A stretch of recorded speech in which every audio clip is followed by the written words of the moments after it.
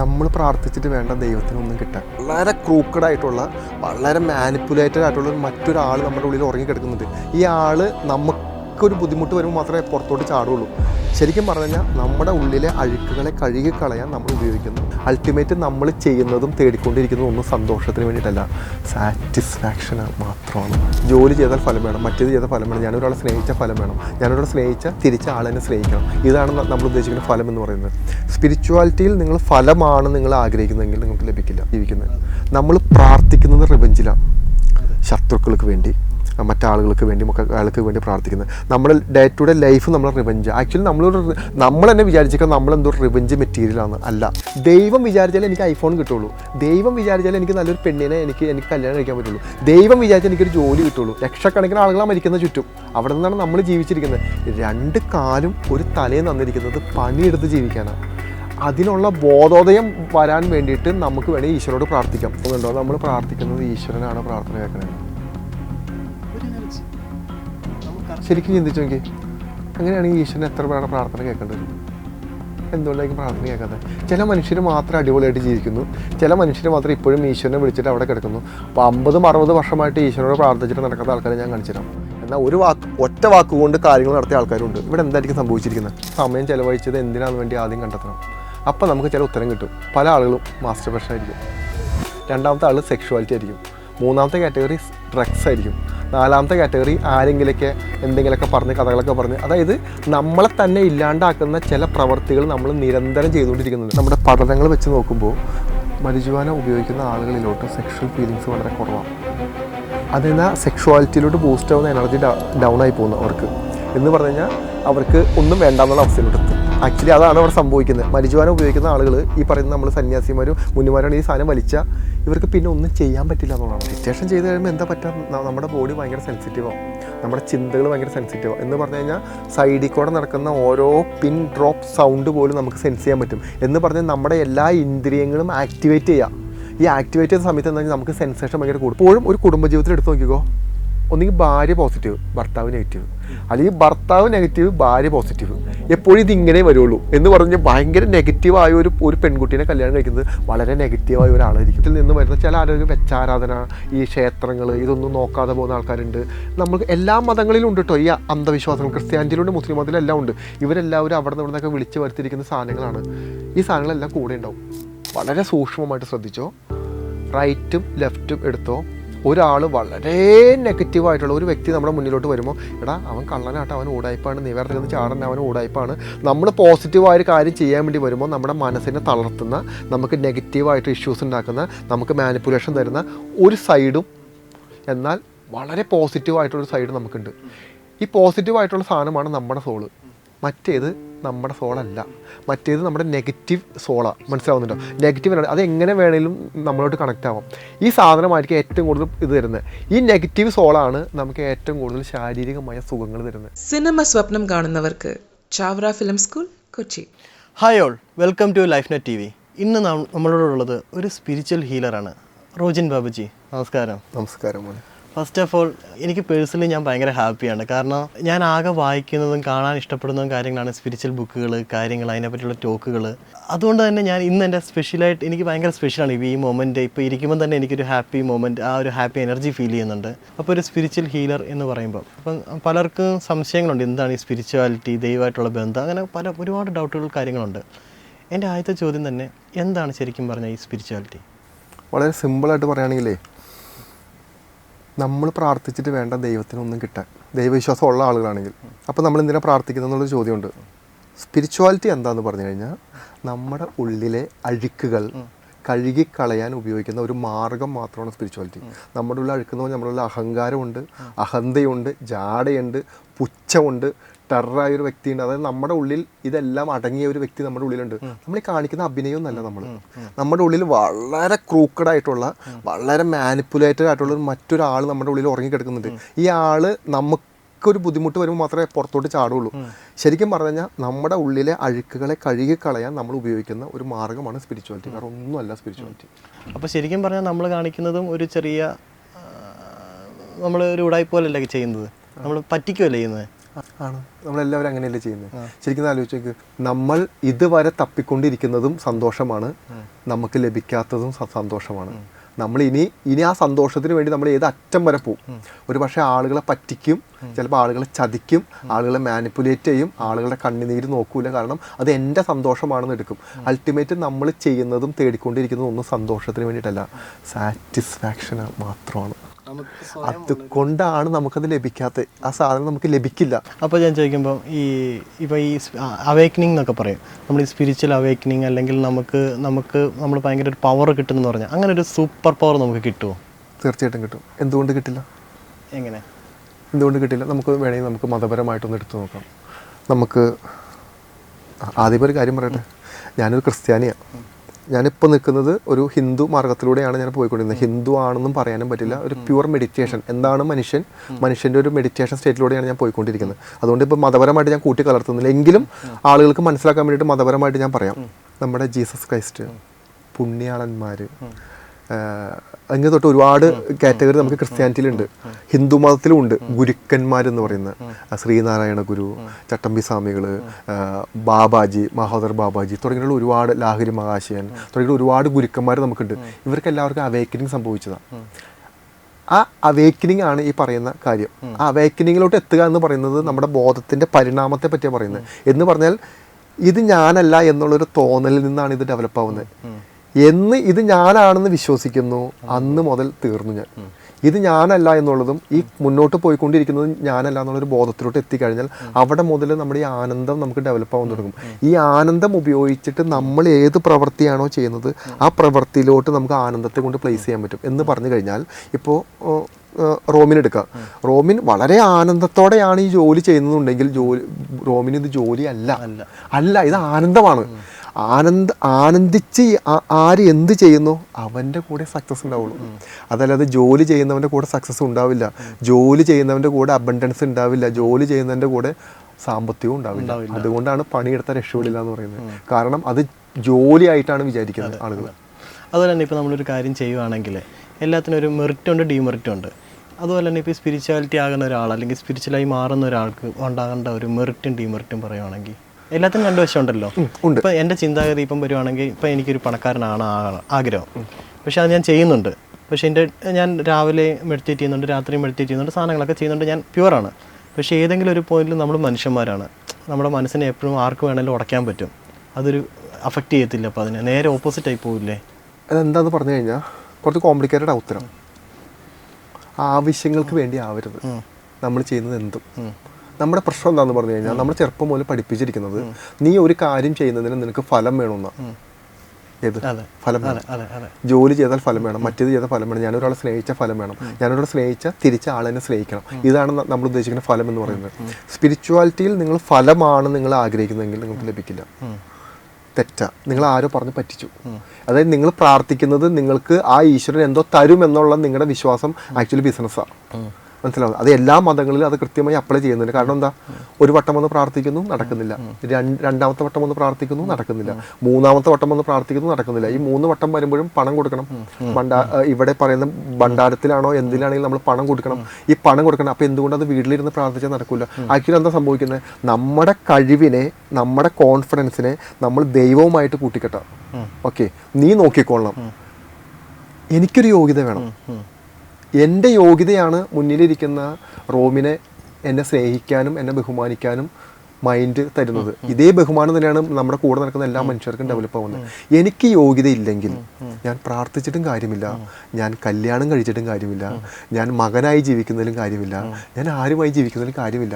Actually നമ്മുടെ ഉള്ളിൽ ഒരു ഫേക്കായ ഒരു മനുഷ്യനെ ഉണർന്നിരിക്കുക. മനസ്സിലാവുന്നുണ്ടോ? അവൻ്റെ ആഗ്രഹം മുഴുവൻ എന്താ, പണം വേണം, നിനക്ക് കാറ് വേണം, നിനക്ക് നല്ല സുന്ദരിയായ ഒരു ഭാര്യ വേണം, ഇല്ലെങ്കിൽ നിന്നെ ആളുകൾ ബഹുമാനിക്കണം, ആ ബഹുമാനിക്കാൻ വേണ്ടിയിട്ട് നീ ഇങ്ങനെയെല്ലാം പ്രവർത്തിക്കൂ, നീ ഇങ്ങനെയെല്ലാം ചെയ്യൂ എന്ന് പറയുന്ന തോട്ട്സ് നമ്മൾ ജനറേറ്റ് ചെയ്ത് നമ്മൾ അതിലോട്ട് ആക്ട് ചെയ്യാൻ വേണ്ടി ശ്രമിക്കുക. ആക്ച്വലി ഈ ആക്ടിങ് എന്ത് പറ്റുമെന്ന് പറഞ്ഞു കഴിഞ്ഞാൽ നമുക്കറിയാം ആ ആക്ടിങ് നമ്മളല്ലാന്ന് എന്ന് പറഞ്ഞു കഴിഞ്ഞാൽ വളരെ നെഗറ്റീവായ ഒരു ഊർജ്ജം നമ്മുടെ ഉള്ളിൽ പ്രൊഡ്യൂസ് ആയിക്കൊണ്ടേയിരിക്കാം. നമ്മളെ മറന്നുപോയി. ആക്ച്വലി നമ്മൾ ആരാണെന്നോ നമ്മൾ എന്താണെന്നോ നമ്മൾ എന്തിലോട്ടാണ് പോയിക്കൊണ്ടിരിക്കണമെന്നോ ഒന്നും നമുക്ക് ഒരു ബോധമില്ല നമുക്ക് അതിൻ്റെ ഇടയിലൊന്നും. അല്ല, അതൊരു വലിയ കോംപ്ലിക്കേറ്റഡ് ആയിട്ട് ചോദ്യമില്ല. എന്ന് വെച്ച് കഴിഞ്ഞാൽ ഇപ്പോൾ എൻ്റെ കാര്യം പറയുകയാണെങ്കിൽ ചിലപ്പോൾ എൻ്റെ ഒരു ആഗ്രഹം ചിലപ്പോൾ അമേരിക്കൻ പ്രസിഡന്റ് ആണെന്നായിരിക്കും. പക്ഷെ ഞാനിവിടെ നിൽക്കുന്നത് ഈ സാധനം ഞാൻ മാനിഫെസ്റ്റ് ചെയ്തിട്ട് കാര്യമുണ്ടോ? കാര്യമില്ല. അപ്പം നമ്മൾ പഠിച്ചുകൊണ്ടിരിക്കുന്നതൊക്കെ തെറ്റല്ലേ? ആണ്. ശരിക്കും ആദ്യം മനസ്സിലാക്കേണ്ടത് നമ്മൾ നമ്മളെ തന്നെയല്ലേ? ആക്ച്വലി എന്താണെന്ന് അറിയാമോ, നമുക്കറിയാം നമ്മൾ ചെയ്യുന്ന തെറ്റുകൾ എന്താണെന്ന്, പക്ഷെ നമ്മളത് തെറ്റുകളാണെന്ന് വിശ്വസിക്കാൻ നമ്മൾ തയ്യാറല്ല എന്നുള്ളതാണ് പറഞ്ഞത്.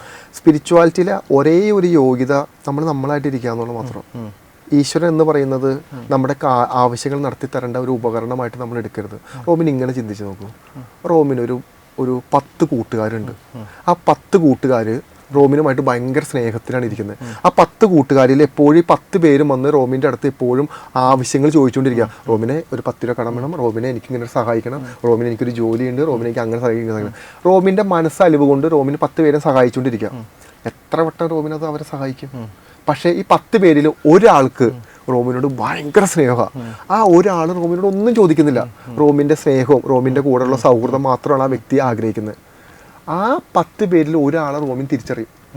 ആ ഒരാളോട് റോമിൻ എക്സ്ട്രാ ആത്മാർത്ഥ സ്നേഹം റോമിൻ്റെ ഉള്ളിൽ ഓട്ടോമാറ്റിക്കായിട്ട് ഫീൽ ചെയ്യും. ഓക്കെ, ആ ഫീൽ ചെയ്യുമ്പോൾ ഈ 10 പേർക്ക് ചെയ്ത് കൊടുക്കുന്നേക്കാളും 10 ഇരട്ടി അളവിൽ റോമിൻ ആ ഒരു വ്യക്തിക്ക് ചെയ്തു കൊടുക്കും. ആ ഒരു വ്യക്തി നമ്മളാവുക എന്നാണ് പറയുന്നത്. മനസ്സിലാവുന്നുണ്ടോ?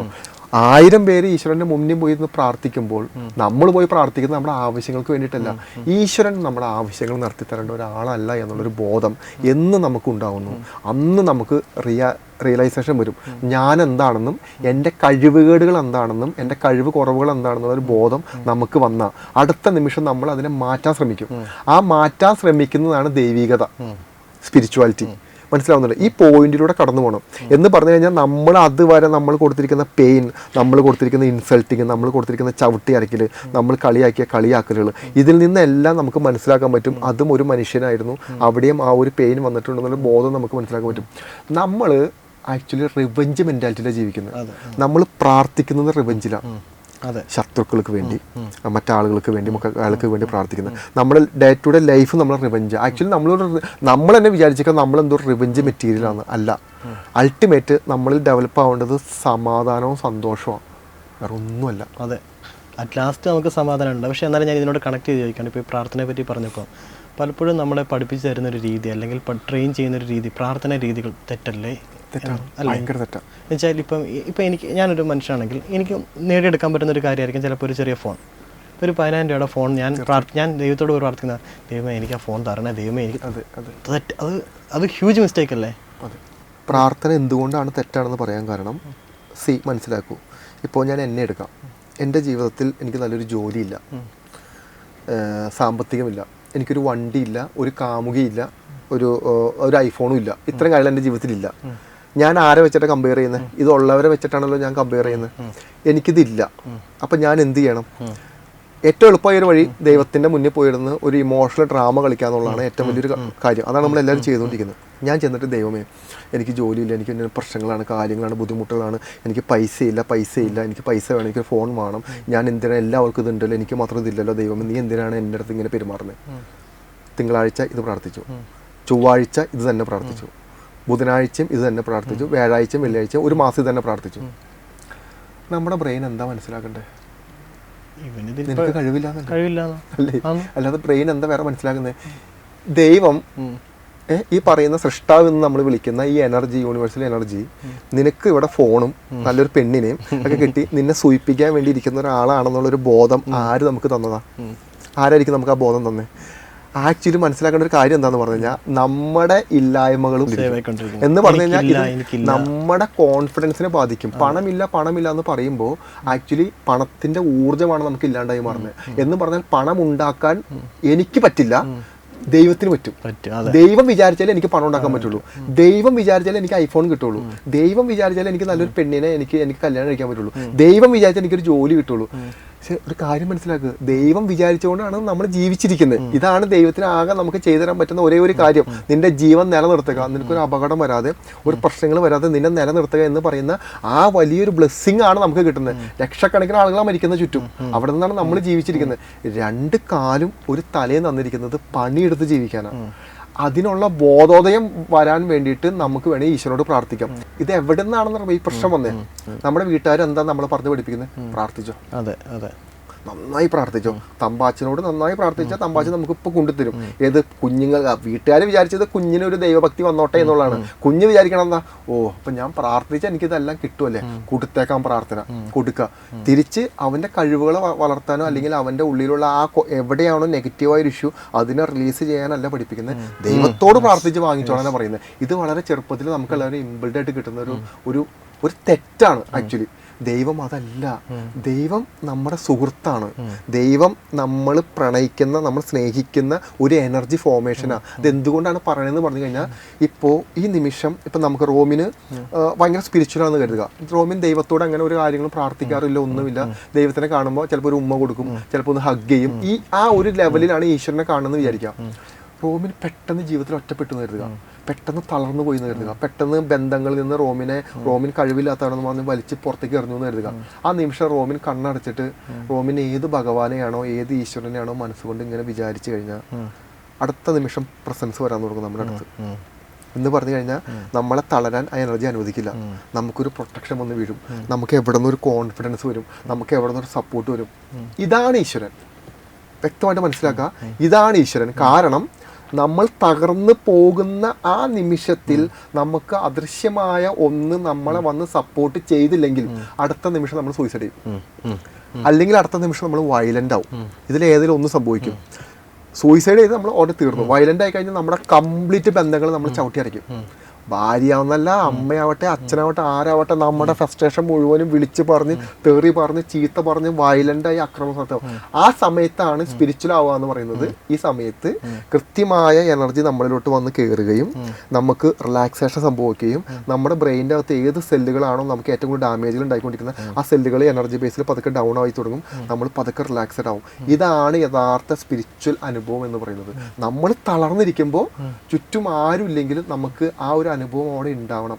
അതിന് നമ്മൾ പ്രാർത്ഥിക്കുകയല്ല വേണ്ടേ, ഭക്തി കള്ളത്തരമാണ്. അതെ, ഭക്തി കള്ളത്തരമാണ്. കാരണം ഭക്തി എന്ന് പറയുന്നത് കോൺഫിഡൻസ് ഇല്ലാത്ത ആളുകൾ ചെയ്യുന്ന ഒരു പ്രവൃത്തിയാണ്. കാരണം കോൺഫിഡൻസ് ഇല്ലാത്തത് കൊണ്ടാണല്ലോ കാര്യങ്ങൾ ആവശ്യപ്പെടുന്നത്. ശരിക്കും അപ്പം നമ്മൾ തന്നെയല്ലേ നമ്മുടെ ദൈവവും നമ്മളുടെ ഏറ്റവും വലിയ ശത്രുവും. അതെ, നമുക്കപ്പോൾ നമുക്ക് നമ്മുടെ ഉള്ളിലെ ഈ ദൈവത്തെ എങ്ങനെ കണ്ടെത്താൻ പറ്റും ഈ സ്പിരിച്വാലിറ്റി വഴി? അതിന് ഒരു ചോദ്യം കൂടെ വരാം. നമ്മളുടെ സോളിനെ കണ്ടെത്തലാണ് ആദ്യം നമ്മൾ ചെയ്യേണ്ടത്. നമുക്ക് നമ്മുടെ പീസ്. എനിക്ക് തോന്നുന്നുണ്ടോ നമ്മൾ പ്രാർത്ഥിക്കുന്നത് ഈശ്വരനാണ് പ്രാർത്ഥന കേൾക്കണേന്ന്? ഒരു എനർജി നമ്മൾ ശരിക്കും ചിന്തിച്ചു നോക്കി. അങ്ങനെയാണെങ്കിൽ ഈശ്വരൻ എത്ര പേരുടെ പ്രാർത്ഥന കേൾക്കേണ്ടി വരും? എന്തുകൊണ്ടായിരിക്കും പ്രാർത്ഥന കേൾക്കാതെ? ചില മനുഷ്യർ മാത്രം അടിപൊളിയായിട്ട് ജീവിക്കുന്നു, ചില മനുഷ്യർ മാത്രം ഇപ്പോഴും ഈശ്വരനെ വിളിച്ചിട്ട് അവിടെ കിടക്കുന്നു. 50-60 വർഷമായിട്ട് ഈശ്വരനോട് പ്രാർത്ഥിച്ചിട്ട് നടക്കുന്ന ആൾക്കാരെ ഞാൻ കാണിച്ചു തരാം. എന്നാൽ ഒറ്റ വാക്കുകൊണ്ട് കാര്യങ്ങൾ നടത്തിയ ആൾക്കാരുണ്ട്. ഇവിടെ എന്തായിരിക്കും സംഭവിച്ചിരിക്കുന്നത്? ടോമി, റിയാലിറ്റി മനസ്സിലാക്കിക്കോ. ഈശ്വരനല്ല നമ്മുടെ പ്രാർത്ഥന കേൾക്കുന്നത്, നമ്മുടെ സോളാണ്. മനസ്സിലാവുന്നുണ്ടോ? നമ്മുടെ സോളാണ് പ്രാർത്ഥന കേൾക്കുന്നത്. കാരണം അമ്പലത്തിലോ പള്ളിയിലോ പോയി കൈകൾ കൂപ്പി നിൽക്കുന്ന സമയത്ത് ഈശ്വര, അതായത് എനിക്ക് എൻ്റെ ജീവിതത്തിൽ ഇന്ന ബുദ്ധിമുട്ടുകളുണ്ട്, അതെനിക്ക് നടക്കണം എന്ന് പ്രാർത്ഥിക്കുമ്പോൾ കേൾക്കുന്നത് ആരാ? നമ്മുടെ ഉള്ളിലിരിക്കുന്ന നമ്മുടെ സോളാണ്. നമ്മുടെ സോൾ എന്താണെന്ന് ആദ്യം മനസ്സിലാക്കണം. നമ്മുടെ സോൾ എന്ന് പറയുന്നത് ഈ പറയുന്ന അൾട്ടിമേറ്റ് എനർജി, ഈശ്വരനിൽ നിന്ന് അടർന്നു വന്നിരിക്കുന്ന ഒരു അംശമാണ് നമ്മളെല്ലാവരും. എന്ന് പറഞ്ഞാൽ ആ ഈശ്വരന്റെ സിദ്ധി എന്താണോ ആ കഴിവുകൾ ഉള്ള ഒന്നാണ് നമ്മുടെ ഉള്ളിലിരിക്കുന്ന നമ്മുടെ ആത്മാവ്. എല്ലാവരുടെ ഉള്ളിൽ സെയിം അല്ലേ? എല്ലാവരുടെ ഉള്ളിലിരിക്കുന്ന ആത്മാവ് എന്ന് പറയുന്നത് ഈശ്വരന്റെ അംശമാണ്. ആ ഈശ്വരന്റെ അംശത്തിന് ചെയ്യാൻ പറ്റാത്തത് എന്താ ഉള്ളത്? പ്രവർത്തിക്കാൻ പറ്റാത്ത എന്തോ ഉള്ളേ എന്ന് പറഞ്ഞു കഴിഞ്ഞാൽ അത് എന്തുകൊണ്ടാണ് പറയാൻ കാരണം എന്ന് പറഞ്ഞു കഴിഞ്ഞാൽ നമ്മൾ പ്രാർത്ഥിക്കുന്നത് നമ്മുടെ ആത്മാവിനോടാണ്. അതുകൊണ്ടാണ് നമ്മുടെ ആത്മാവ് നമുക്ക് വേണ്ടി കാര്യങ്ങൾ ചെയ്തു തരുന്നത്. ചിലപ്പോൾ അപകടങ്ങൾ വരുമ്പോൾ മുൻകൂട്ടി പറഞ്ഞു തരും, ചിലപ്പോൾ ഒരു ബുദ്ധിമുട്ട് വരുമ്പോൾ പറഞ്ഞു. മാനിഫെസ്റ്റേഷൻ നമ്മൾ മാനിഫെസ്റ്റ് ചെയ്യുന്നത് ദൈവത്തോടല്ല, യൂണിവേഴ്സിനോടല്ല, നമ്മുടെ സോളിനോടാണ്. അതുകൊണ്ടാണ് നമ്മുടെ സോൾ എനർജി ബേസിൽ നമുക്ക് നമ്മളെ റൂട്ടിലോട്ട് കൊണ്ടുപോകും. മനസ്സിലാവുന്നുണ്ടോ? അപ്പോൾ ഒരു ചോദ്യം ചോദിക്കാം, അതെങ്ങനെ സാധിക്കുന്നു എന്ന് പറഞ്ഞാൽ അത് എന്തിനാണെന്ന് ചോദിക്കാം. നമ്മുടെ അൾട്ടിമേറ്റ് നമ്മുടെ ലക്ഷ്യം എന്താ? മോക്ഷമാണല്ലോ. മോക്ഷമാണ്. നമ്മൾ എവിടെ നിന്ന് വന്നോ അതിലോട്ട് നമ്മൾ തിരിച്ചു പോയി ലയിക്കുക എന്ന് പറയുന്നതാണ് കൺസെപ്റ്റ്. നമ്മുടെ ശരീരത്തിന്റെ ഏറ്റവും വലിയ അവകാശി ആരാ? ഉടമസ്ഥൻ നമ്മൾ തന്നെയല്ലേ, നമ്മുടെ സോള്. അതന്നെ. എന്തുകൊണ്ടാണ് സോള് അതിന്റെ അവകാശിയായിട്ട് മാറാൻ കാരണം എന്ന് പറഞ്ഞു കഴിഞ്ഞാൽ നമ്മുടെ ശരീരം ഉണ്ടെങ്കിലേ സോളുള്ളൂ. സോളിൻ്റെ വാഹനവും സോളിൻ്റെ അൾട്ടിമേറ്റ് പ്രവർത്തന പദത്തിലോട്ട് എത്തണമെങ്കിൽ നമ്മുടെ ശരീരം ഏറ്റവും ആക്റ്റീവായിട്ടിരിക്കണം, ഏറ്റവും ആരോഗ്യപരമായിട്ടിരിക്കണം. എന്ന് പറഞ്ഞാൽ പ്രാർത്ഥനയിലൂടെയോ ജപങ്ങളിലൂടെയോ മെഡിറ്റേഷനിലൂടെയോ നമ്മൾ എടുക്കുന്ന എനർജി മുഴുവനും പോകുന്നത് സോളിനാണ്. സോള് ഉയർന്ന തലത്തിലോട്ട് ആവുക എന്ന് പറയുന്നത് വളരെ ഇമ്പോർട്ടൻ്റാണ്. ഈ ഉയർന്ന തലത്തിലോട്ട് സോൾ ആവണമെങ്കിൽ നമ്മുടെ ശരീരം വളരെ ഇമ്പോർട്ടൻ്റാണ്. നമ്മുടെ ശരീരത്തെ നിലനിർത്തുക എന്ന് പറയുന്നത് ഏറ്റവും കൂടുതൽ കഷ്ടപ്പെടുന്ന നമ്മുടെ സോളാണ്. നമ്മുടെ ശരീരം പോയി കഴിഞ്ഞാൽ പിന്നെ സോളിന് ഒന്നും ചെയ്യാൻ പറ്റില്ല. ഇനി ജന്മങ്ങൾ എടുക്കണം, നൂറ്റാണ്ടുകൾ കഴിയണം ഒരു പക്ഷേ ഇനി അടുത്ത ശരീരത്തിലോട്ട് കൺവേർട്ട് ആവാൻ വേണ്ടി. അപ്പൊ സോൾ എന്ത് ചെയ്യും? കഠിന പരിശ്രമം നടത്തി നമ്മളെ പ്രൊട്ടക്ട് ചെയ്യും. കഠിന പരിശ്രമങ്ങൾ നടത്തി. ഈ പരിശ്രമങ്ങൾ നടത്താൻ എന്തിനാന്ന് പറഞ്ഞു കഴിഞ്ഞാൽ മാനസികമായൊരു സ്ട്രെസ് വന്നാൽ നമ്മുടെ മുഴുവൻ കൺട്രോൾ നമ്മുടെ കയ്യിൽ നിന്ന് പോകും. സൂയിസൈഡിങ് തോട്ട്സുകൾ നമ്മൾ പോകും. അപ്പോൾ ഇത്തരത്തിലുള്ള കാര്യങ്ങളോട്ട് മൊത്തം നമ്മൾ പോവാതിരിക്കാൻ വേണ്ടി നമ്മുടെ സോള് ചിന്തിച്ച് നോക്കിക്കോ, കണ്ണുകൾ അടയ്ക്കുമ്പോൾ നമ്മുടെ ഉള്ളിൽ ആരോ ഇരുന്ന് നമ്മൾ മോട്ടിവേറ്റ് ചെയ്യുന്നുണ്ട്. എടാ നീ അങ്ങനെ ഒന്നല്ല കേട്ടോ, നീ തളരല്ലേ, നീ സങ്കടപ്പെടല്ലേ, നീ വിഷമിക്കല്ലേ, നീ അങ്ങനെ ചിന്തിക്കേണ്ട, നീ വളരെ സ്ട്രോങ് ആണ്, നീ ഓക്കെയാണ്. അപ്പോൾ നമ്മൾ വിചാരിക്കും, അപ്പോൾ നമ്മൾ തിരിച്ചു വരും, എനിക്ക് ഇത്ര സങ്കടങ്ങൾ വിഷമങ്ങൾ ഉണ്ടല്ലോ, പിന്നെ ഞാൻ നിന്നെ സങ്കടപ്പെടേക്കാൻ ഞാൻ മരിച്ചേക്കാം, നീ മരിക്കാതെ എന്ന് പറഞ്ഞു കഴിഞ്ഞാൽ ഈ സമയത്ത് രണ്ട് ഫൈറ്റിംഗ് വരും.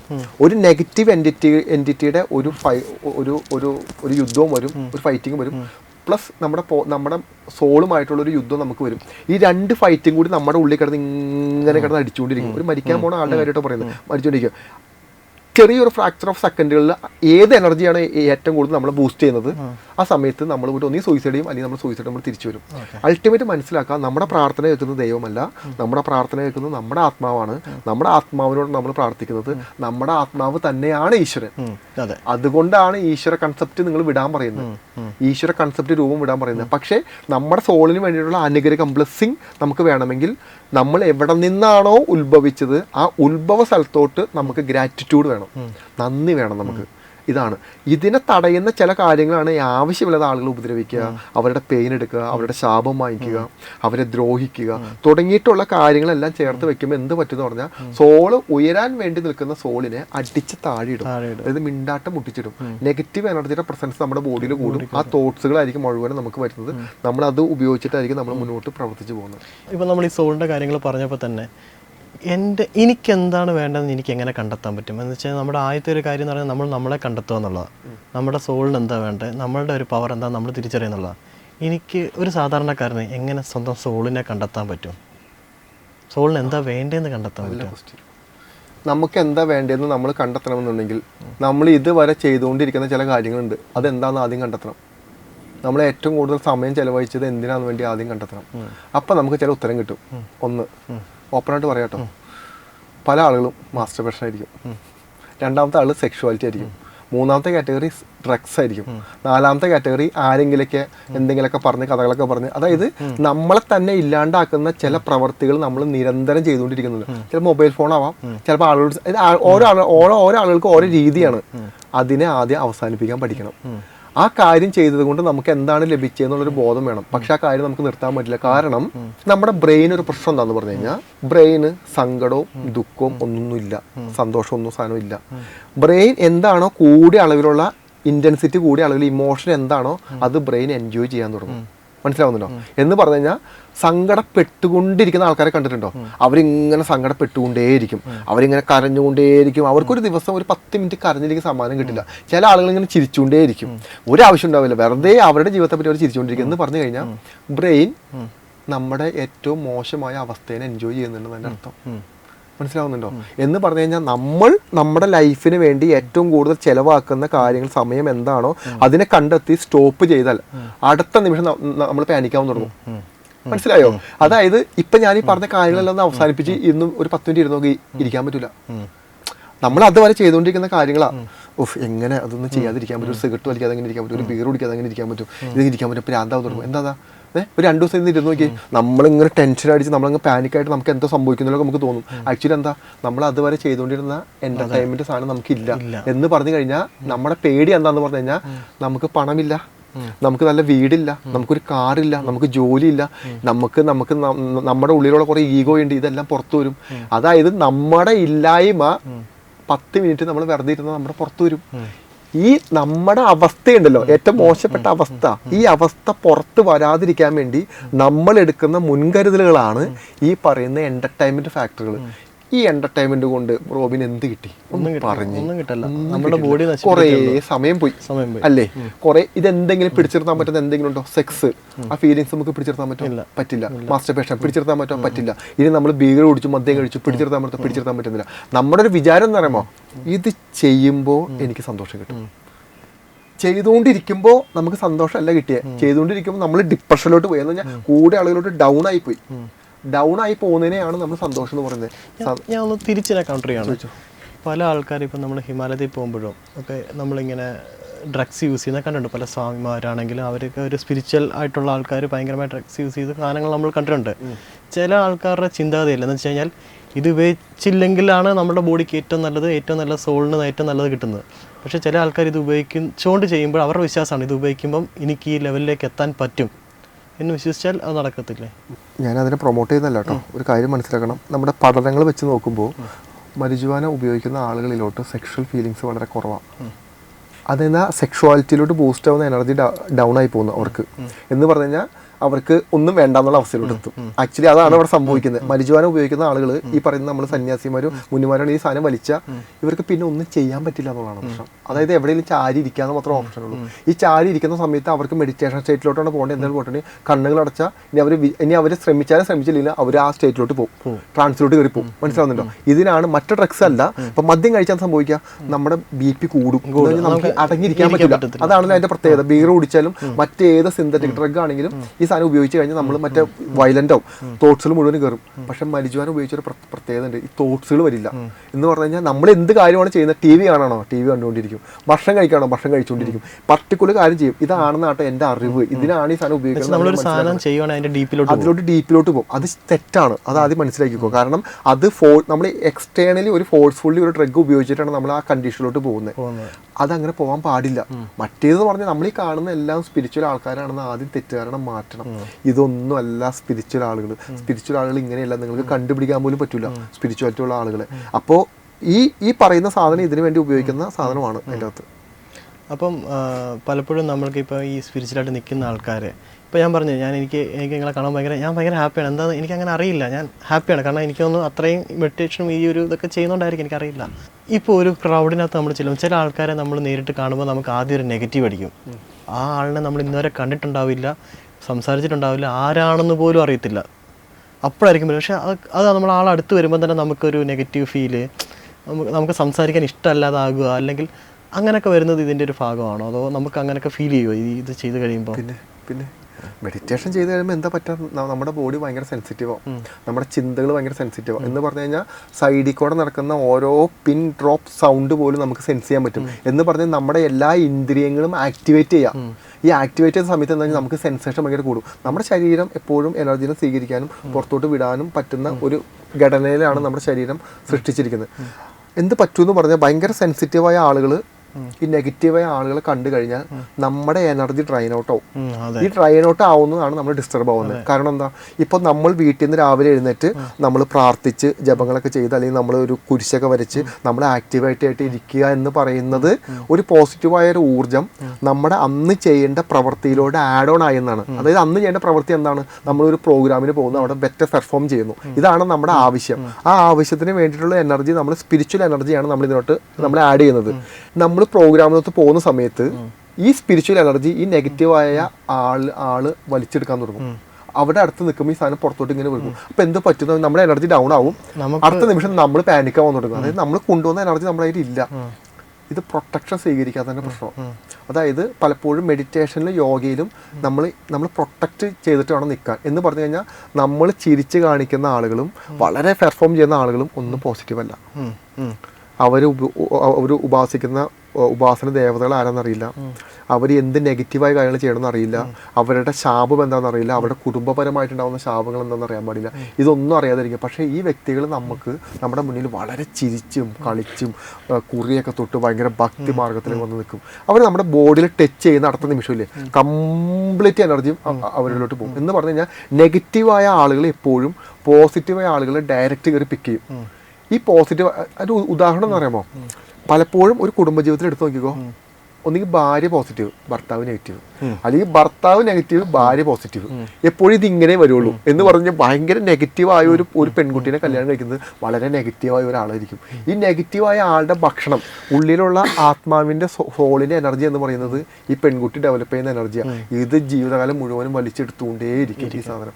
അപ്പോൾ നമ്മൾ ആ സമയത്ത് നമ്മൾ പ്രൊട്ടക്ഷൻ സ്വീകരിക്കാന്നുള്ള ഒരുപാട് പ്രൊട്ടക്ഷൻ ഉണ്ട് അതിനകത്ത്. ആ പ്രൊട്ടക്ഷൻ ഇട്ട് നമ്മൾ സ്വീകരിച്ചു കഴിഞ്ഞാൽ എക്സാമ്പിൾ പറയുകയാണെങ്കിൽ നമുക്ക് എങ്ങനെ നമ്മുടെ എനർജിയെ പ്രൊട്ടക്ട് ചെയ്യാൻ പറ്റും? ഓക്കെ, അതിനൊരു ഓറ തന്നെയല്ലേ, അതൊരു ഓറ നമ്മളിന്ന് പോകത്തില്ല. അങ്ങനെ ഒരു എന്നുവെച്ചാൽ ഇടയ്ക്ക് ഫീൽ ചെയ്തിട്ടുള്ള കാര്യം, അങ്ങനെ ആൾക്കാർ വരുമെന്ന് കഴിയുമ്പോൾ എനിക്ക് പിന്നെ പണിയെടുക്കാൻ വയ്യ, പിന്നെ എനിക്കൊരു ഉറക്കം മൂട് അല്ലെങ്കിൽ അതിലോട്ടൊക്കെ മാറും. അപ്പോൾ നമുക്ക് എങ്ങനെ നമ്മുടെ ഒരു എനർജിയെ നമുക്ക് പ്രൊട്ടക്ട് ചെയ്യാം? നമുക്ക് 3 രീതിയിൽ പ്രൊട്ടക്ട് ചെയ്യാൻ പറ്റുന്നത്. ഒന്നെങ്കിൽ നമ്മൾ വളരെ ശക്തമായിട്ടുള്ള പ്രാർത്ഥനകൾ നമ്മളിലോട്ട് അപ്ലൈ ചെയ്യുക.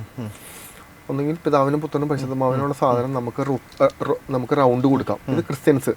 ഇപ്പം ഞാൻ ഇതെന്തുകൊണ്ടാണ് ഞാൻ പറയാത്തതെന്ന് അറിയാമോ? ഇത് മതപരമായിട്ട് അതുകൊണ്ടാണ് ഞാൻ അത് കൊടുത്തത്. അതിൻ്റെ അടുത്ത നിമിഷം എന്ന് പറഞ്ഞാൽ ലക്ഷ്മണരേഖയാണ്. പൊതുവേ ഞാൻ എൻ്റെ മെഡിറ്റേഷൻ ക്ലാസ്സിൽ കൊടുക്കുന്നത് ലക്ഷ്മണരേഖയാണ്. അത് ഓം നമഃശിവായ എന്ന് പറയുന്ന അക്ഷരങ്ങളെ കൃത്യമായിട്ട് നമ്മുടെ ഹൃദയത്തിലും നമ്മുടെ ഫ്രണ്ടിലും പ്ലേസ് ചെയ്ത് അതിനെ എനർജൈസ് ചെയ്യുന്ന ഒരു പ്രോസസ്സാണ് ഓം നമഃശിവായ. ഇനി അതിന് പകരം നമുക്ക് പിതാവിനും പുത്രനുമുള്ള ജീസസ് ക്രൈസ്റ്റിൻ്റെ നാമം ഉപയോഗിച്ച് നമുക്ക് ഇതിനെ പ്രൊട്ടക്ട് ചെയ്തെടുക്കാം. ഇത് ആക്ച്വലി നമ്മുടെ ഇമാജിനേഷൻ ആണെന്ന് ആദ്യം മനസ്സിലാക്കണം. ഇത് ദൈവമായിട്ട് ബന്ധമില്ല എന്ന് പറഞ്ഞു കഴിഞ്ഞാൽ നമ്മുടെ ഉള്ളിലുള്ള എനർജി നമ്മൾ ഉപയോഗിക്കുന്ന വാക്കുകളിലോട്ട് നമ്മൾ ആഡ് ഓൺ ചെയ്യുക. അത് എത്രത്തോളം ഉയർന്ന ഫ്രീക്വൻസിയിലാണോ നമുക്ക് ആഡ് ചെയ്യാൻ പറ്റുന്നത്, ആ ഫ്രീക്വൻസി ലെവൽ നമുക്ക് ചുറ്റും ഒരു പ്രൊട്ടക്ഷനായിട്ട് നിൽക്കും. അത് ഒരു 3 മണിക്കൂർ ഗ്യാപ്പിൽ നമുക്ക് ഇട്ടിട്ട് പോകാൻ പറ്റും. ഈ പ്രൊട്ടക്ഷനാണ് നമുക്ക് നമ്മുടെ ഗ്യാപ്പിൽ നമ്മളിത് ചെയ്യുന്നത് നല്ലതാണ്. ഒരു 3 മണിക്കൂർ 4 മണിക്കൂർ ഗ്യാപ്പിൽ നമ്മൾ ചെയ്യുന്നതാണ്. അതിനകത്ത് അൾട്ടിമേറ്റ് എന്ന് പറയുന്നത് ഒരു കാര്യം മനസ്സിലാക്കുമോ? ഇതൊക്കെയാണോ ഈ നമ്മൾ എന്തിനാണ് പ്രൊട്ടക്ഷൻ സ്വീകരിക്കുന്നത്? ശരിക്കും അതിൻ്റെ ഒരു അൾട്ടിമേറ്റ് എന്താ? നമ്മൾ വീക്കല്ലേ?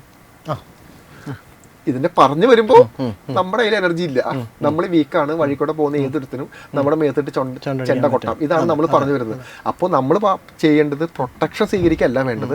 അൾട്ടിമേറ്റ് നമ്മുടെ ചക്രം, അതായത് നമ്മുടെ ഏത് ചക്രയാണോ ഡീആക്ടിവേറ്റ് ആയിട്ട് കിടക്കുന്ന ആ ചക്രനെ ഉണർത്തുന്ന പ്രോസസ്സുകൾ ചെയ്തു പോവുക. റോമിനെ ഇതിന് പൈസ മുടക്കില്ല എന്നുള്ളതാണ് ഏറ്റവും വലിയ പ്രത്യേകത. ഒരു കാര്യം മനസ്സിലാക്കൂ. റോമിന് ഒരു പ്രശ്നം വരുമ്പോൾ നേരെ പോയിട്ട് ഒരു അമ്പലത്തിലുള്ള ഒരു വ്യക്തിനെയോ അല്ലെങ്കിൽ ഏതെങ്കിലും മതപരമായിട്ടുള്ള ഒരു പള്ളിയിലച്ഛനെ പോയി കാണുന്നു. അവരുടെ അടുത്ത് ചെല്ലുന്നു, അവർ തലയിൽ കൈ തൊട്ടുന്നു, പ്രാർത്ഥിക്കുന്നു. റോമിന് ആ പ്രശ്നം മാറുന്നു, റോമിൻ തിരിച്ചു വരുന്നു. നാളെ അടുത്ത പ്രശ്നം ഉണ്ടാവും, പിന്നെയും ഓടി ചെല്ലുന്നു, ഈ കാര്യങ്ങൾ ചെയ്യുന്നു, തിരിച്ചു വരുന്നു. എന്നിട്ട് റോമിന് എന്തിനാ ഓടി പോകുന്നത്? റോമിൻ്റെ ഉള്ളിൽ എനർജി ഇല്ലാത്തതുകൊണ്ടല്ലേ? റോമിനെ പോലെ ഒരാൾ തന്നെയല്ലേ ആ പള്ളിയിലെ അച്ഛനും ഈ പറയുന്ന പൂജാരിയും എല്ലാവരും. അപ്പോൾ എന്തുകൊണ്ടാണ് റോമിന് ഓടി ചെല്ലുന്നത്? റോമിൻ്റെ ഉള്ളിൽ അതില്ല. അപ്പോൾ റോമിൻ്റെ ഉള്ളിൽ അത് എന്ന് റോമിൻ ഡെവലപ്പ് ചെയ്യുന്നു അന്ന് അങ്ങോട്ട് ഓടി പോകണ്ട. മനസ്സിലാവുന്നുണ്ടോ? ഞാൻ മതത്തെ വിമർശിക്കുന്നതുകൊണ്ടല്ല പറയുന്നത്, ഇത് നമ്മുടെ സെൽഫ് റിയലൈസേഷന് വേണ്ടി പറയുന്ന. എന്ന് പറഞ്ഞു കഴിഞ്ഞാൽ റോമിനെ പോലെ തന്നെ ഒരു വ്യക്തിയാണത്. അപ്പോൾ ആ വ്യക്തിക്ക് എന്തുകൊണ്ട് ആ എനർജി ഉണ്ടാകുന്നു? ആ വ്യക്തിയുടെ ജീവിതത്തിൻ്റെ ഉണ്ടാകുന്ന ചര്യകളും മെഡിറ്റേഷൻസും പ്രാർത്ഥനകളും വിശ്വാസവുമാണ് ആ വ്യക്തിയുടെ സോളിനെ ഈ പറഞ്ഞ ഹൈ എനർജിയിലോട്ട് കൺവേർട്ട് ആവുന്നത്. ഇങ്ങനെ ഹൈ എനർജിയിലോട്ട് നമ്മൾ ഡെവലപ്പ് ചെയ്ത് വരുമ്പോഴാണ് അൾട്ടിമേറ്റ് നമ്മളൊരു ഹീലർ പൊസിഷനിലോട്ടോ നമ്മളൊരു ഗുരു സ്ഥാനത്തോട്ടോ നമ്മൾ അടുത്ത ഘട്ടത്തിലോട്ടോ നമ്മൾ ചേഞ്ച് ആവുന്നത്. അതിന് നമുക്ക് ഡെവലപ്പ് ചെയ്യാന്നുള്ളൂ. എനർജി സോഴ്സ് ഒന്നാ. നമ്മൾ എടുക്കുന്ന മുതൽ നമുക്ക് എന്താ പറയുമോ, നമ്മളൊരു 10 മിനിറ്റ് ഓടി ചെല്ലുന്നു, ഒരു കാര്യം സ്വീകരിക്കുന്നു, തിരിച്ചു വരുന്നു, സമയം മുടക്കില്ല. മറ്റവർ അങ്ങനെയല്ല. ഇപ്പം ഞാനൊക്കെ ആണെങ്കിൽ അതിരാവിലെ എഴുന്നേറ്റ് കൃത്യമായ കാര്യങ്ങൾ ചെയ്ത് പ്രാർത്ഥിച്ച് മെഡിറ്റേഷൻ ചെയ്ത് ഉച്ച സമയത്ത് ഇരുന്ന് മെഡിറ്റേഷൻ ചെയ്ത് രാത്രി സമയത്ത് ഇരുന്ന് മെഡിറ്റേഷൻ ചെയ്ത് പിന്നീട് പ്രോസസ്സുകൾ ചെയ്ത് എന്ന് പറഞ്ഞാൽ എൻ്റെ ജീവിതത്തിന് മുക്കാൽ സമയം ഞാൻ അവിടെ ചെലവാക്കാം. ഞാനൊരു റൊട്ടീൻ ചോദിച്ചോട്ടെ. അപ്പം പലപ്പോഴും നമുക്ക് ഇത് മെയിൻറ്റെയിൻ ചെയ്യാൻ സ്പിരിച്വലി ചെയ്യാൻ ആഗ്രഹമുള്ളവർക്ക് ഒരു ഡെയിലി ലൈഫ് പറയുകയാണെങ്കിൽ എങ്ങനെയായിരിക്കാം, എങ്ങനെ ചെയ്താൽ നന്നായിരിക്കും? കാരണം അത് ഇതിലൂടെ ആഡ് ചെയ്യുന്നു. പലപ്പോഴും പല മെത്തേഡുകൾ വന്നിട്ടുണ്ട്, 369 മെത്തേഡ്, 484 മെത്തേഡുകൾ, പല മെത്തേഡുകൾ. അതൊക്കെ എനിക്കിപ്പോൾ മനസ്സിലാവുന്നത് ഇതൊക്കെ ശരിക്കും പറഞ്ഞാൽ ഇവിടുന്ന് പല ആൾക്കാർ ഫോർമുലേറ്റ് ചെയ്ത സാധനങ്ങളാണ് ഇതൊക്കെ. അപ്പോൾ അതിനെപ്പറ്റി ഒന്ന് പറയുകയാണെങ്കിൽ. ഓക്കെ, അപ്പോൾ അതിന് മുന്നേ വേറെ കാര്യം ചോദിക്കട്ടെ. ഇത് മെഡിറ്റേഷൻ ഇത്തരത്തിലുള്ള സാധനം ചെയ്യുന്ന ആളുകൾക്ക് വേണ്ട സാധനമാണോ പറയുന്നത്? അത് എൻ്റെ മെഡിറ്റേഷൻ സ്വീകരിക്കുന്ന ആളുകൾക്കാണോ? അതൊന്നുമില്ല, മെഡിറ്റേഷൻ സാധനം സ്വീകരിക്കാൻ താല്പര്യമൊന്നുമില്ല, എനിക്ക് നോർമലായിട്ട് അങ്ങ് പോയാൽ മതി എന്ന് പറയുന്ന ആളുകൾക്കാണോ വേണ്ടത്? ഇത് ആർക്കും വേണ്ട? ഇപ്പം ഞാൻ പറയണ്ടേ, നമുക്ക് വേണ്ടിയിട്ട് എന്ന് വെച്ച് കഴിഞ്ഞാൽ സ്പിരിച്വലി ഏറ്റവും ഹൈ ആകണമെന്ന് ആഗ്രഹിക്കുന്ന ആൾക്കാർക്ക് വേണ്ടിയിട്ട് ആദ്യം സറണ്ടർ ചെയ്യുക. ആ വ്യക്തി യൂണിവേഴ്സിന്റെ മുമ്പിലും ആദ്യം ഒരു ഗുരുവിനെ കണ്ടുപിടിക്കണം. ഗുരു വേണമെന്ന് നിർബന്ധമില്ല, പക്ഷേ ഗുരു ഉണ്ടെങ്കിൽ കാര്യങ്ങൾ വളരെ എളുപ്പമാണ്. അതുകൊണ്ടാണ് അതായത് ഗുരു വേണമെന്ന് ഒരു നിർബന്ധമില്ല നമ്മുടെ കാര്യത്തിൽ. പക്ഷെ ഗുരു ഉണ്ടെങ്കിൽ വളരെ എളുപ്പമാണ്, സ്പീഡാവും, കുറച്ച് സ്പീഡാവും. നമ്മുടെ കുറച്ച് ഡൗട്ടുകൾ നമുക്ക് ക്ലിയർ ചെയ്യാൻ പറ്റും. അല്ലെങ്കിൽ നമ്മൾ മറ്റേ മുറിവൈദ്യം പോലെയാവും, നമുക്കൊരു ബുദ്ധിമുട്ട് വരുമ്പോൾ നമ്മൾ ട്രീറ്റ് ചെയ്യുന്നതിന് ഭാഗമാവും. റോമിൻ ആദ്യം സറണ്ടർ ചെയ്യുക. ഇപ്പം എൻ്റെ മെഡിറ്റേഷനാണ് സ്വീകരിക്കണം എന്ന് വിചാരിക്കുക. റോമിൻ ആദ്യം ഒന്ന് സറണ്ടർ ചെയ്യണം എന്ന് പറഞ്ഞാൽ, സറണ്ടറിങ് എന്താണെന്ന് പറഞ്ഞു കഴിഞ്ഞാൽ, ഇനി എൻ്റെ ഈശ്വരൻ എന്നെ സംരക്ഷിക്കണം, ആ ഈശ്വരനിൽ നിന്നുള്ള കാര്യങ്ങളായിരിക്കണം ഗുരുവിൽ നിന്ന് എനിക്ക് ലഭിക്കേണ്ടത്. മനസ്സിലാവുന്നുണ്ടോ? അത് വെറുതെ പറയല്ല, അനുഭവം കൂടി വരണം. ഒരു ഗുരുവിനെ വെറുതെ സെലക്ട് ചെയ്താൽ മാത്രം പോരാ. ഓരോ ദിവസങ്ങളും റോമിൻ അനുഭവങ്ങളിലൂടെ വേണം കടന്നു പോകാൻ.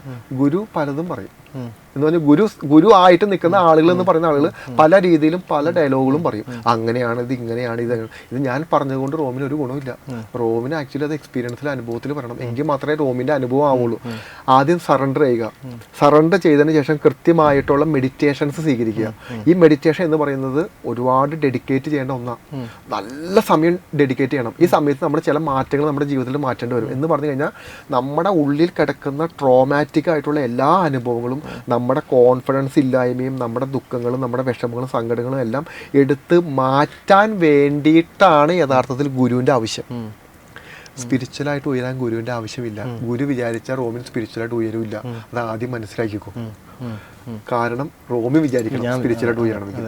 പക്ഷെ ഗുരുവിൻ്റെ സാധനം എന്താണെന്ന് പറഞ്ഞു കഴിഞ്ഞാൽ, റോമിൻ ഇതുവരെ നിൽക്കുന്നത് തളർന്ന തരിപ്പണമായിട്ടായിരിക്കും ഒരു ഗുരുവിൻ്റെ മുന്നിൽ ഒരാൾ വരുന്നത്. ഇപ്പം എൻ്റെ മുന്നിൽ വരുന്ന എൻ്റെ ആളുകളാണെങ്കിൽ ഞാൻ ആദ്യം നോക്കുന്നത് ഈ ഭൂമിയിൽ അവർ അനുഭവിച്ചിരിക്കുന്ന അവരുടെ മാനസികമായിട്ടുള്ള പ്രശ്നങ്ങളും അവരുടെ വേദനകളും അവരുടെ ചക്രകൾ ബ്ലോക്കായി കിടക്കുന്നത് എവിടെയാണെന്നുള്ളതിന് ആദ്യം സൈക്കോളജിക്കൽ ട്രീറ്റ്മെന്റ് ആദ്യം കൊടുക്കുന്നത്. കണ്ടെത്താൻ പറ്റുമോ ഒരാൾക്ക്? സുഖമായിട്ട് കണ്ടെത്താൻ പറ്റും നമുക്ക്. ആ സൈക്കോളജിക്കൽ ട്രീറ്റ്മെന്റ് തന്നാൽ മാത്രമാണ് റോമിന്റെ കൺഫ്യൂഷൻ മാറുള്ളൂ. റോമിന് എന്താണെന്ന് തിരിച്ചറിയാൻ പറ്റുള്ളൂ. റോമിനെ ഞാൻ അടുത്ത നിമിഷത്തിൽ ഒരു ബിഗ് സീറോ ആക്കി മാറ്റും, ശൂന്യമാക്കി മാറ്റും. റോമിന് ഇപ്പൊ ശൂന്യമല്ല എന്ന് പറഞ്ഞാൽ റോമിൻ ദുഃഖങ്ങളാ. റോമിന്റെ തല ഇപ്പൊ വെട്ടി പൊളിച്ചു കഴിഞ്ഞാൽ കുറെ ദുഃഖങ്ങൾ, കുറെ കൺഫ്യൂഷൻസ്, എവിടേക്കോ കരയണമെന്ന് തോന്നിയിട്ടുണ്ട്, കരയാൻ പറ്റാത്ത കുറെ സാഹചര്യങ്ങളുണ്ട്. ഒന്ന് തോളത്ത് തട്ടി, ഇപ്പൊ ഞാൻ റോമിനോട് ചോദിക്കാം, റോമിന്റെ തോളത്ത് തട്ടിയിട്ട് നീ ഓക്കെ ആണെന്ന് ചോദിച്ചിട്ട് എത്ര വർഷമായി, എത്ര കാലമായിട്ടുണ്ടോ? റോമിന് ആൾക്കാരില്ലാത്തതുകൊണ്ടാണോ? റോമിനെ സ്നേഹിക്കാൻ ആൾക്കാരില്ലാത്തതുകൊണ്ടാണോ? അല്ല. ആ ഒരു കാര്യം കിട്ടാത്ത മനുഷ്യരെ നമുക്ക് ചുറ്റുമുള്ളത്. അത്രയും മാനസികമായിട്ട് ഡിപ്രസ്ഡായിട്ട് വരുന്ന ആളുകളെ മാനേജ് ചെയ്യാനാണ് ആക്ച്വലി ഒരു ഗുരു എന്ന് പറയുന്ന സ്ഥാനത്ത് ഒരാൾ ഇരിക്കേണ്ടത്. ആ വ്യക്തി സൈക്കോളജിയാണ് ഉപയോഗിക്കുന്നത്. സൈക്കോളജി ഉപയോഗിച്ച് അവരെ ചേർത്ത് നിർത്തും. നിങ്ങൾ തളരണ്ട, നിങ്ങളുടെ കൂടെ ഉണ്ട്, നിങ്ങൾ ഈ പ്രോസസ്സുകൾ ചെയ്യൂ. അവിടെ വരെ ഗുരുവിൻ്റെ ആവശ്യമുള്ളൂ. അത് കഴിഞ്ഞാൽ പിന്നെ നിങ്ങൾ ചെയ്യണം. പിന്നെ നിങ്ങളുടെ ഡെഡിക്കേഷനാണ്. റിസൾട്ടിന് വേണ്ടി ഡെഡിക്കേറ്റ് ചെയ്യരുത്. ഡെഡിക്കേറ്റ് ചെയ്തോളൂ, റിസൾട്ട് പുറകെ വരും. മനസ്സിലാവുന്നുണ്ടോ? അവിടെ കഴിഞ്ഞാൽ പിന്നെ നിങ്ങളും നിങ്ങളുടെ ഈശ്വരനുമായിട്ട് ബന്ധമുള്ളൂ. പിന്നെ ഞാനായിട്ട് ബന്ധമില്ല. പിന്നെ വേണമെങ്കിൽ എനിക്കിങ്ങനെ ഒരു ആവശ്യമുണ്ട്, ഇങ്ങനെ ഒരു ബുദ്ധിമുട്ട് വരുന്നുണ്ട് എന്നൊക്കെ പറയുന്ന സമയത്ത് നമ്മൾ സഹായിക്കും. എന്തുകൊണ്ടാന്ന് പറഞ്ഞാൽ, ഇപ്പോൾ എൻ്റെ മെഡിറ്റേഷൻ ചെയ്യുന്ന സമയത്ത് എനർജി മെഡിറ്റേഷനാണ്. ഈ മെഡിറ്റേഷൻ ചെയ്യുന്ന സമയത്ത് നെഗറ്റീവായിട്ടുള്ള സോളുകളുടെ അറ്റാക്കിങ്ങും ഇഷ്യൂസൊക്കെ വരാൻ സാധ്യത വളരെ കൂടുതലാണ്. ആ സമയത്ത് ഞാനാണ് അതിനെ കൺട്രോൾ ചെയ്യുന്നത്. ഒന്നുകിൽ ഞാൻ ആ സോളിനെ തിരിച്ച് എന്നിലോട്ട് വിളിച്ച് വരുത്തി കമ്മ്യൂണിക്കേറ്റ് ചെയ്ത് പറഞ്ഞേക്കും. അല്ലാത്ത സമയമാണെങ്കിൽ നമ്മളത് വേറെ രീതിയിൽ നമ്മൾ പ്രൊട്ടക്ട് ചെയ്യും. ഈ നെഗറ്റീവായി സോൾ പ്രസൻസ് വരുന്നത് ഒന്നെങ്കിൽ ഇവരായിട്ട് വരുത്തി വെച്ചതായിരിക്കാം, അല്ലെങ്കിൽ ഇവരുടെ പാരമ്പര്യത്തിൽ നിന്ന് വരുന്ന ചില ആരോഗ്യ വെച്ചാരാധന, ഈ ക്ഷേത്രങ്ങൾ, ഇതൊന്നും നോക്കാതെ പോകുന്ന ആൾക്കാരുണ്ട്. നമുക്ക് എല്ലാ മതങ്ങളിലും ഉണ്ട് കേട്ടോ ഈ അന്ധവിശ്വാസങ്ങൾ. ക്രിസ്ത്യാനിറ്റിയിലുണ്ട്, മുസ്ലിം മതത്തിലെല്ലാം ഉണ്ട്. ഇവരെല്ലാവരും അവിടെ നിന്നൊക്കെ വിളിച്ചു വരുത്തിയിരിക്കുന്ന സാധനങ്ങളാണ്. ഈ സാധനങ്ങളെല്ലാം കൂടെ ഉണ്ടാവും. 2 ആളുകളാണ് നമുക്ക് സജഷൻ തരുന്നത്. വളരെ സൂക്ഷ്മമായിട്ട് ശ്രദ്ധിച്ചോ. റൈറ്റും ലെഫ്റ്റും എടുത്തോ. ഒരാൾ വളരെ നെഗറ്റീവായിട്ടുള്ള ഒരു വ്യക്തി നമ്മുടെ മുന്നിലോട്ട് വരുമ്പോൾ, എടാ അവൻ കള്ളനാട്ടോ, അവൻ ഊടായ്പാണ്, നീ വേറെ ചാടൻ, അവൻ ഊടായ്പാണ്. നമ്മൾ പോസിറ്റീവായൊരു കാര്യം ചെയ്യാൻ വേണ്ടി വരുമ്പോൾ നമ്മുടെ മനസ്സിനെ തളർത്തുന്ന, നമുക്ക് നെഗറ്റീവായിട്ട് ഇഷ്യൂസ് ഉണ്ടാക്കുന്ന, നമുക്ക് മാനിപ്പുലേഷൻ തരുന്ന ഒരു സൈഡും, എന്നാൽ വളരെ പോസിറ്റീവായിട്ടുള്ളൊരു സൈഡ് നമുക്കുണ്ട്. ഈ പോസിറ്റീവായിട്ടുള്ള സാധനമാണ് നമ്മുടെ സോള്. മറ്റേത് നമ്മുടെ സോളല്ല. മറ്റേത് നമ്മുടെ നെഗറ്റീവ് സോളാണ്. മനസ്സിലാവുന്നുണ്ടോ? നെഗറ്റീവ് അത് എങ്ങനെ വേണേലും നമ്മളോട്ട് കണക്ട് ആവാം. ഈ സാധനമായിരിക്കും ഏറ്റവും കൂടുതൽ ഇത് തരുന്നത്. ഈ നെഗറ്റീവ് സോളാണ് നമുക്ക് ഏറ്റവും കൂടുതൽ ശാരീരികമായ സുഖങ്ങൾ തരുന്നത്. പോസിറ്റീവായ നമ്മുടെ സോൾ ഒരിക്കലും നമുക്ക് ശാരീരികമായ സുഖമല്ല തരുന്നത്. അൾട്ടിമേറ്റ് നമ്മൾ ആനന്ദത്തിലോട്ട് എത്തിക്കാൻ ശ്രമിക്കുള്ളൂ. ഈ ആനന്ദത്തിലോട്ട് എത്തുന്ന സമയത്ത് ശരീരത്തിന്റെ ഏതെങ്കിലും ഒരു അവയവത്തിൽ വരുന്ന സുഖത്തെ പറ്റിയിട്ടല്ല നമ്മുടെ സോൾ നമ്മളോട് സംസാരിക്കുന്നത്. അത് നമ്മുടെ നാക്കിലെ രുചിയെ പറ്റിയിട്ടല്ല, നമ്മളിടുന്ന കയ്യിലിടുന്ന ആഭരണങ്ങളെ പറ്റിയിട്ടല്ല ഇത് സംസാരിക്കുന്നത്. ഇത് സംസാരിക്കുന്നത് അൾട്ടിമേറ്റ് നമ്മുടെ ഉള്ളിലുള്ള പ്രാണോർജത്തെ പറ്റി സംസാരിക്കുന്നത്. അതിനെ മനസ്സിലാക്കുന്ന ബോധം നമുക്കില്ല. നമ്മളിപ്പോഴും ഇതാ കാറ് വേണം, ഒരു വണ്ടി വേണം, കുറച്ച് ബാങ്ക് അക്കൗണ്ടിൽ കുറച്ച് പൈസ വേണം. ഇത് നമുക്ക് സത്യം പറഞ്ഞ സന്തോഷം തരൂല. ഏതൊരു വ്യക്തിനെ എടുത്ത് നോക്കിക്കോ. ഒരു വ്യക്തി ഒരു കാറ് വാങ്ങിച്ചാൽ അവന് അടുത്ത നിമിഷം, ആ കാറ് വാങ്ങിച്ച നിമിഷം കഴിഞ്ഞ അടുത്ത നിമിഷം അവന് BMW വാങ്ങുന്നുള്ള ആഗ്രഹമായിരിക്കും. BMW വാങ്ങിച്ചു കഴിഞ്ഞാൽ അത് നെക്സ്റ്റ് സീരീസ് വാങ്ങുന്ന ആഗ്രഹമായിരിക്കും. ഈ സാധനം എവിടെയും നിൽക്കുന്നില്ല. എപ്പോഴാണോ നമ്മൾ ഇതിനെ പിടിച്ചു നിർത്താൻ ശ്രമിക്കുന്നത്, അപ്പോഴാണ് നമുക്ക് റിയലൈസേഷൻ മനസ്സിലാവുള്ളൂ നമുക്ക്. അല്ലേ? എന്നാലും ഞാൻ ചോദിക്കുകയാണ്, ഇപ്പം സ്പിരിച്വലി അവേക്കനിങ് ഒക്കെ കറക്റ്റ് പലർക്കും പല ആഗ്രഹങ്ങളും ഇതൊക്കെ ഉണ്ടാവും. അപ്പോൾ ഇപ്പോൾ എനിക്കൊരു കാർ വേണമെന്ന് ആഗ്രഹിക്കുകയാണെങ്കിൽ എൻ്റെ മൈൻഡ് സെറ്റ് കറക്റ്റാണെങ്കിൽ, എൻ്റെ സോളിൻ്റെ എനർജി കറക്റ്റാണെങ്കിൽ, ഞാൻ അതിനെ അത്രയും വിശ്വസിക്കുന്നുണ്ടെങ്കിൽ, ഒരു തരത്തിൽ പോലും വിശ്വാസക്കുറവില്ലെങ്കിൽ, എനിക്ക് സത്യം പറഞ്ഞാൽ പെട്ടെന്ന് എൻ്റെ അടുത്ത് ഉറക്കത്തിൽ നിന്ന് വിളിച്ച് വെച്ചിട്ട് കാർ എന്താണെന്ന് വെച്ചാൽ ചിലപ്പോൾ ഞാൻ അവിടെ താഴെ കിടപ്പണമെന്ന് പറയും. അങ്ങനെ പറയുന്ന ഒരാൾക്ക് ശരിക്കും പറഞ്ഞാൽ ഇതൊക്കെ നേടിയെടുക്കാൻ പറ്റുന്നതല്ലേ ഉള്ളൂ. ഒരു കാറാണോ നിങ്ങൾ? അല്ല, ഞാൻ ചോദിച്ചത് എനിക്ക് മനസ്സിലാവുന്നുണ്ട്. നേടിയെടുക്കാൻ ഞാൻ പറയട്ടെ, അഫർമേഷൻ ഉപയോഗിച്ചിട്ട് നമുക്ക് കാറും നമ്മുടെ ജോലിയും കാര്യങ്ങളൊക്കെ നേടിയെടുക്കാൻ പറ്റും. അതാണോ റോമിന്? ഒരിക്കലല്ല. അങ്ങനെ എത്ര ബേസിക് കാര്യത്തെ പറ്റിയിട്ടാണ് നമ്മുടെ സമയവും നമ്മുടെ കഴിവുകളും എല്ലാം നമ്മൾ കളയുന്നത്. ഒരു കാറല്ല നിങ്ങൾക്ക് വേണ്ടേ, ഒരു വീടല്ല നിങ്ങൾക്ക് വേണ്ടേ. നിങ്ങൾക്ക് വേണ്ടത് അൾട്ടിമേറ്റ് നിങ്ങളുടെ ഉള്ളിൽ സമാധാനപരമായിട്ടുള്ള ഏറ്റവും കഴിവുള്ളൊരു വ്യക്തിയാണ്. ആ കഴിവുള്ള വ്യക്തിയിലോട്ട് നിങ്ങൾ ഫോക്കസ് ചെയ്താൽ ഒരു കാറല്ല 10 കാറ് വീടിൻ്റെ മുന്നിൽ വരും. ഒരു വീടല്ല 10 വീട് വരും. ഒരു മനുഷ്യല്ല, ഒരുപാട് മനുഷ്യർ ചുറ്റും വരും. ഒരുപാട് പണം നിങ്ങളുടെ കയ്യിൽ വരും. അൾട്ടിമേറ്റ് നിങ്ങൾ അതിനു വേണ്ടി ശ്രമിക്കാതെ, അത് വളരെ ചെറിയൊരു കാര്യം എന്ന് മനസ്സിലാക്കൂ. ആ ഒരു ചെറിയ കാര്യമല്ല നമ്മളെന്ന് ആദ്യം വിശ്വസിക്കുക. എന്ന് ആ ഒരു കാര്യം നമ്മളല്ല എന്ന് വിശ്വസിക്കുന്നു, അടുത്ത നിമിഷം മുതൽ നമ്മൾ വലിയ അബണ്ടൻസിലൂടെ നമ്മൾ മാറാൻ തുടങ്ങും. ഇത് നമ്മുടെ ഉള്ളിൽ തന്നെ നടക്കുന്ന ഒരു പ്രോസസ്സാണ്. നിങ്ങൾ എവിടെയെങ്കിലും നിങ്ങളെ പിടിച്ചിരുത്താതെ, മനസ്സിലാവുന്നില്ല, നിങ്ങൾ പിടിച്ചിരുത്തിയാൽ അതിൻ്റെ സ്ട്രെസ്സും സ്ട്രഗിളും അനുഭവിച്ച് വേണം നിങ്ങൾ ജീവിക്കാൻ. ആ ഒരു കാറിൽ കയറിയാൽ നിങ്ങൾ സന്തോഷവാനല്ല, അത് ആദ്യം മനസ്സിലാക്കിക്കോ. ആ ഒരു വലിയ മണിവാളികൾ കയറി കഴിഞ്ഞാൽ നിങ്ങൾക്ക് സന്തോഷം ലഭിക്കില്ല. നിങ്ങളുടെ സന്തോഷം ഇരിക്കുന്നത് നിങ്ങളുടെ ഉള്ളിലാണെന്ന് മനസ്സിലാക്കിക്കോ. ആ ഉള്ളിലുള്ള സന്തോഷത്തെ നിങ്ങൾക്ക് അബണ്ടൻസ് ആക്കി മാറ്റിയ. സിനിമ സ്വപ്നം കാണുന്നവർക്ക് ചാവറ ഫിലിം സ്കൂൾ, കൊച്ചി.